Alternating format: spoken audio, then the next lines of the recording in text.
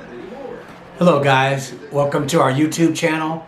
I'd like to address the situation with divorce law in the Philippines and some of the abusive attitude I've seen from some men there. I have some examples. I'm not saying it's everybody.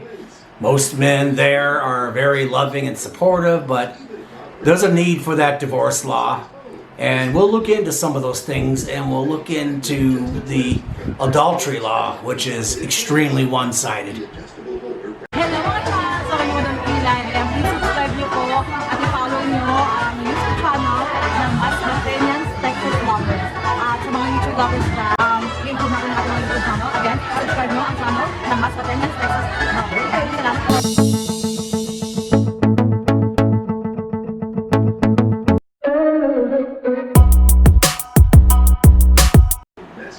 First thing I'd like to look at is the subject is divorce immoral? Because the Catholic Church there would like to tell you that it is.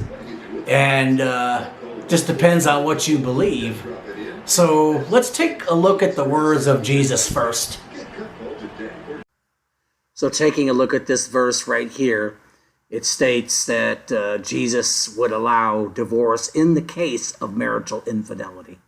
And only in that case. And just to be logical and honest, when couples separate, it isn't very long before this happens, right or wrong. So the argument of the Catholic Church pretty much falls by the wayside if they're saying divorce is prohibited in all cases. It is unfortunate, but not prohibited, looking at the way things are done today. The greatest obstacle, of course, in the Philippines against a divorce law getting passed is the Catholic Church. They have a huge disproportionate influence over family law, and they will lobby, they will come out there on the Senate floor, including a few anti-divorce senators, will come out and they will say things like, divorce will increase poverty in the country, causing families to be abandoned, etc., etc. I guess I'll get into that in a bit, but that is the major obstacle in that country against getting a divorce law on the books that is fair for all. One of the other major arguments of the anti-divorce crowd there is that there's already a law on the book called annulment. And as everybody who has any familiarity with the law there, that is a costly, prohibitive set of laws and standards. Let's take a look at some of those provisions and standards, shall we?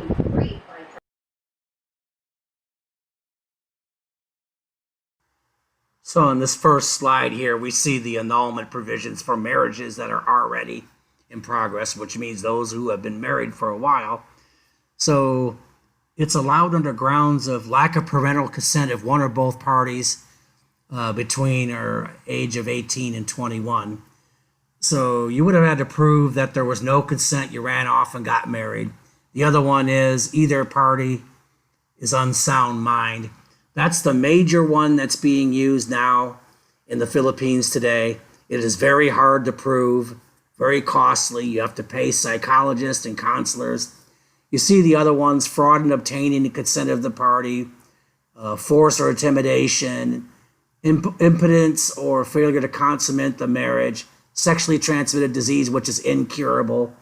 And these are rare cases. These laws do not help anybody for the vast majority of separations that are going on in the country, or any other country for that matter.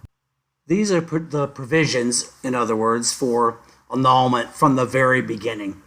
Again, I'm not going to go deep into these.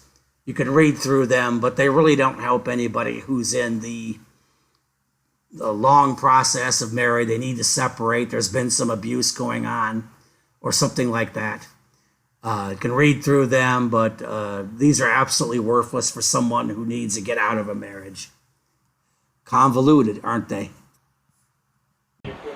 So now you've had some time to look at those laws and provisions, and we talked a little bit about the cost, but I can just tell you from my firsthand experience of visiting the country 6 times, knowing many people who have been in that situation, and I can tell you that almost nobody there who isn't working a highly educated form of job or has formal education or owns a large business, the cost of annulment is prohibitive to probably 95% of the residents there. So basically, if you enter into a marriage, that marriage is permanent. If you want to move on, you're forced to live in adultery by the standards and the laws that are there.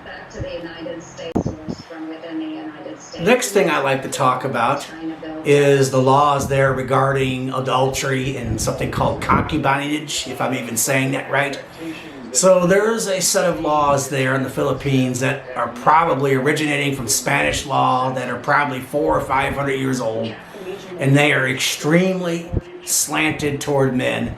Now granted, I am not a women's rights activist. I am conservative in most issues. I'm pro-family.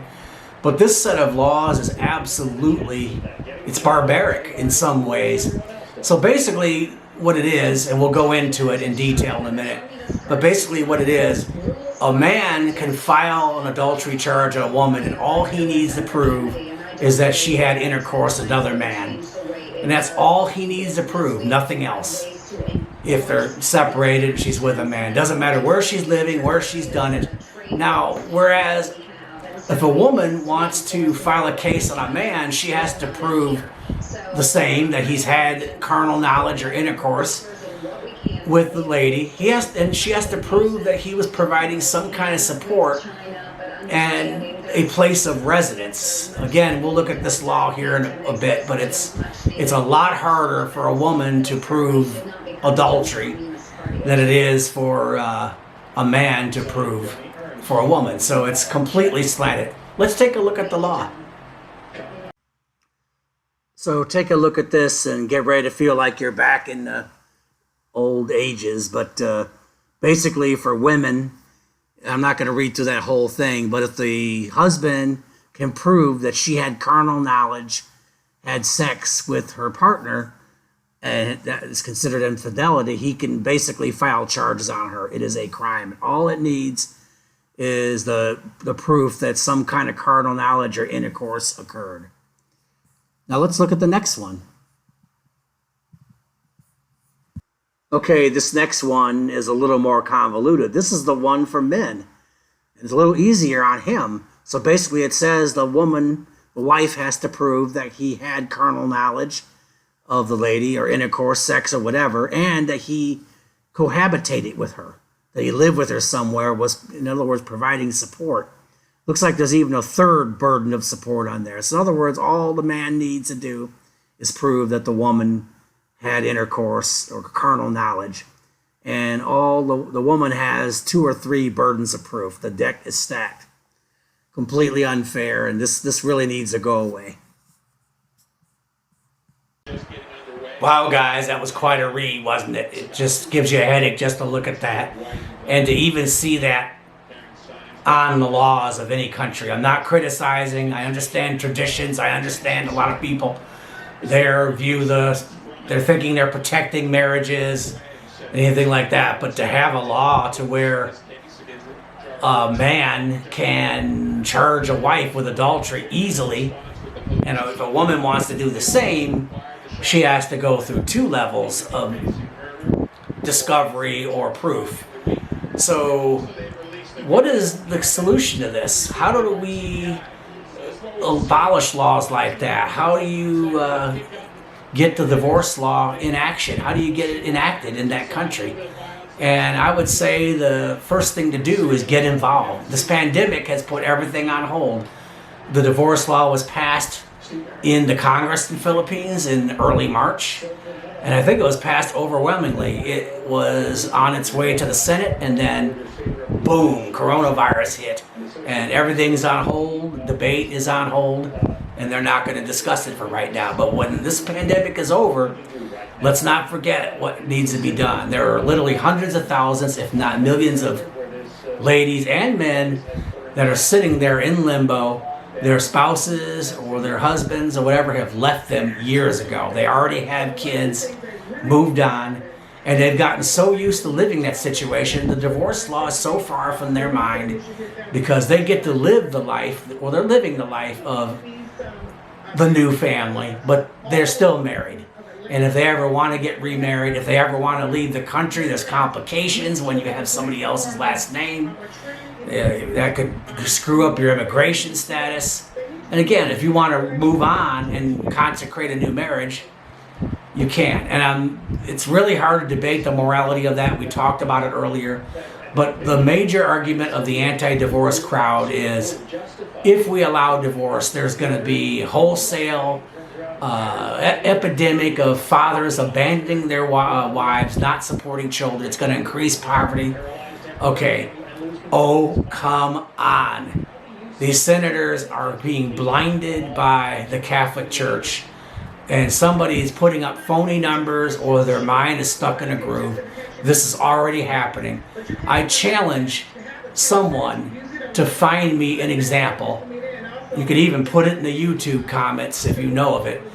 Did this current law, where there's only annulment and no divorce, did this ever save a marriage? Let's just get silly here. Can you imagine a couple's about to break up, they're arguing, and it's getting louder and louder, and one of them just stops and says, "Oh, okay, I love you, honey. I forgot. There is a law in this country. We can't have divorce. Oh, okay, I understand. Forget what I said. I'll stay with you." I can tell you this, that never happened. And even though there's 98 million people in the Philippines, someone's going to tell me or come back and say, "Oh no, it saved marriages." Bull. Prove it. Nobody changes their beliefs as who they're going to go be with or patching up a marriage based on some law that prohibits them from divorce. There are millions of people that are breaking a law because those two laws I showed apply. They already have a new husband, boyfriend, children. They've moved on, and that law doesn't save anybody. So if you see a senator or a congressman or a Catholic priest or a nun telling you, "Oh, we can't have divorce because we need to protect the sanctity of marriage," okay, the corruption and all the culture of all over the world, okay, I am completely for marriage. It is horrible that people have to divorce, but the corruption of the culture has already taken place. The value of marriage is not what it used to be, but that's not the job of the government to protect it. That stays within the church. That is something you teach in your family, to your children. It is your job. It is the job of the church to instill those values, but they can't save marriages. The Senate can't save your marriage, and it's not their job. And again, people in higher places in Rome at the Vatican are dictating policy and keeping people living in sin. The other thing is, this is a situation that could actually happen, right? It probably has happened. And I'm just going to use a man as an example. A man runs off away from his wife, and he has a couple months of yummy with some lady, and he's all happy again. He found someone younger or whatever. All of a sudden, they break up, and she boots him out. And you know how people are. All of a sudden, he's missing his wife all of a sudden. But he finds out that she's already found a man. And I'll get some hate for this. She should. And he files a case on her. And then he can dictate who gets children. He can have the upper priority in any kind of case hearing because, he went back and found her with a man. He can try to get his wife back because his newer model kicked him out. This has to end. So people get involved, step up when this pandemic is over, ring the phones of your senators, go to the rallies, change your vote if you have to, because this madness has to end. Okay, guys, the purpose of this little slide or picture here is you're going to see a lot of this if this divorce law gains steam, people gathering together with signs saying we need to protect the sanctity of marriage and all that. They're all well-intentioned, and marriage is sacred, but it's a moral issue. It is something within the church. They're trying to lobby the government to tell you that you don't have a right to divorce.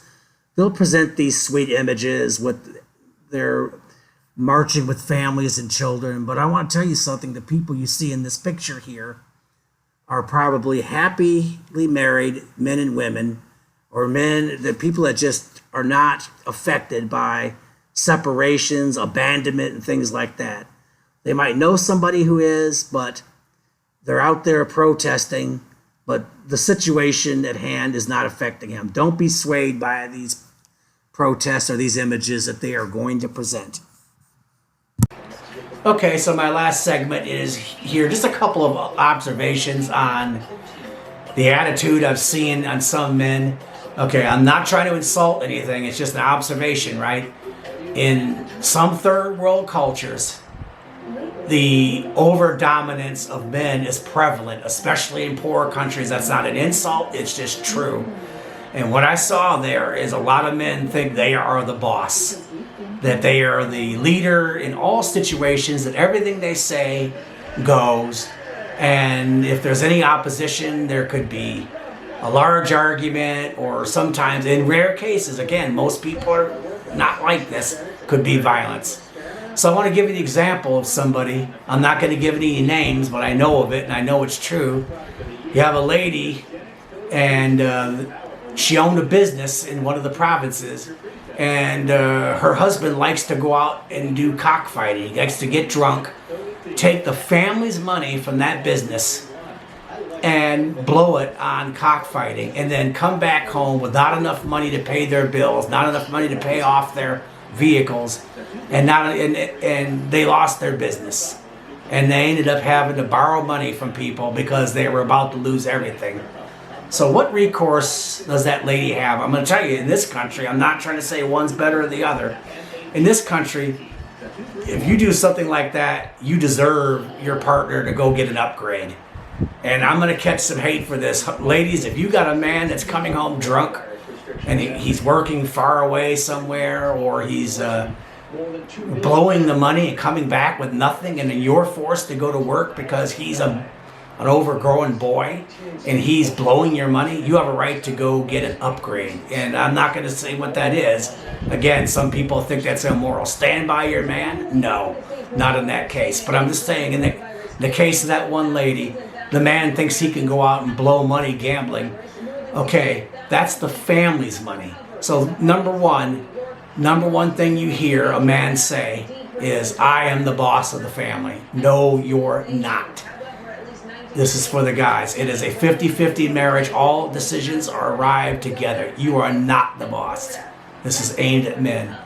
Two, so a lot of men think that since they think they're the heads of the household, that they control the money. They don't. That's 50-50 decision on how that money's spent. You can have a primary person to control it if the other person's not that good at doing it, but you both talk about it. You are not the boss, man. Get it through your head.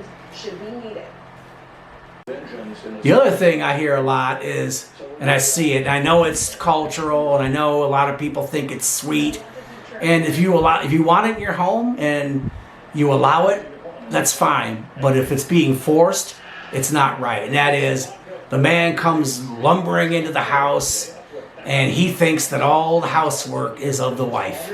Okay, that's not true. You share it. If someone's completely tired, there's exceptions to that. But if you think that because you're the king and you're the job holder, that you don't do any of the laundry, you don't help cook, you don't help clean, and that's just the wife, that's nonsense. You're not the king. You don't come sit on your throne, which will be your couch, and you pick up your remote, and that's almost like your crown, with a beer in your hand, and you're like, go clean this, go do this. That is wrong. Again, you agree on it. Who does the work? And again, if you want to live like that, that's fine. But if some man's saying that he's king, in other words, that everything is your job as a lady, I would say that's something to rebel against.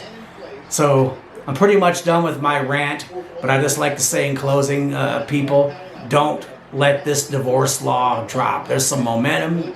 It was just passed a couple of months ago before this unfortunate pandemic, but this coronavirus is going to end. We're light at the end of the tunnel's coming. It looks dark, is hell right now, but this pandemic's going to end. You got some other issues going. The poverty is being caused by these men being able to run off, and these ladies can't get remarried. And in some case, again, I'm going to get some hate. A lot of the case, the lady's only answer is to go find a foreigner. Well, she can't do it because her name is tagged to somebody who was an asshole and ran off and got himself another lady. Fight for this divorce law. Stay in your senator's ear. Write letters. Go to rallies. And one last thing. Again, I'm ready for the hate. I'm ready for the hateful comments. The Catholic Church is the driving force of keeping things back in the year 1572 over there. When you're going to church, in groups, you should approach your leaders there and voice your opinion that you're in opposition to their opposition to their opposition. You're against them getting involved in family law. And remind them of the one provision where Christ allows divorce. And I'm going to give a dose of reality here, and some people are going to say, no, I never done it. So Jesus said that the only case for divorce is when there's marital infidelity. Okay, this is 2020. So, again, I'm ready for the hate. Man or woman, if you're separated for a few months, someone's going to have sex, okay? Or let's just say yummy, yummy. The provision for the divorce has been established. The marriage is gone. So the criteria in which Christ said that the only allowable situation for divorce is infidelity. Well, if people are going around saying that a woman and a man are separated and they're going to go follow those vows, and that she's going to go 5 years and not touch someone because she still has his name, you're kidding yourself. And I'm speaking right to the Catholic bishops and the Vatican. If you think that people are going to follow that law and not go live their lives, you got another thing coming. So thanks a lot, guys, for listening. Thanks a lot for watching our channel. Please remember to subscribe, like, please comment on this. I'd like to hear some insight. And also hit that little reminder bell to be reminded when we post new videos. Thanks a lot for listening, guys. Talk to you later.